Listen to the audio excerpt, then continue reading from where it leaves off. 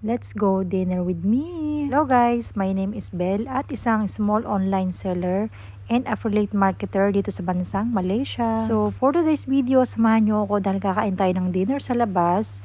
And dahil nga medyo maulan yung panahon, naisipan ko na kumain ng medyo steam na pagkain and may soup na kasama na siya kasi masarap humigop ng sabaw kapag maulan, diba? So, andito nga ako sa isang Chinese restaurant and medyo famous nga to kasi maraming kumakain dito and ang tawag nga nila dito sa restaurant na to is Young Tofu. Bet ko nga dito sa restaurant na to kasi maraming variety ng food na pwedeng pagpilian. So, pwedeng steam and pwede ring fried. So, bali yung pinuluto ko nga pala dito ay steam yung iba naman ay fried kasi may mga pagkain talaga na masarap na prito. And kumuha na rin ako dito ng chopstick and nag-order nga pala ako dito ng watermelon juice na walang sugar. At ito na nga pala yung in-order kong food. Grabe, diba? Itsura pa lang talaga nito. Mukha nang nakakatakam. And yung sauce talaga nila dito panalo guys. Matamis-tamis na maanghang. And nilalagyan nila ng toppings na sesame seed. Ang sarap. Lalong-lalo na yung free na soup. Grabe, perfect. Panalong-panalo talaga. Lalong-lalo na ngayon medyo maulan yung panahon. At kahit nga medyo maulan yung panahon ngayon, marami pa rin talaga ditong kumakain. Kasi nga bukod sa affordable na ay masarap pa. So paano ba yan? Kain na tayo.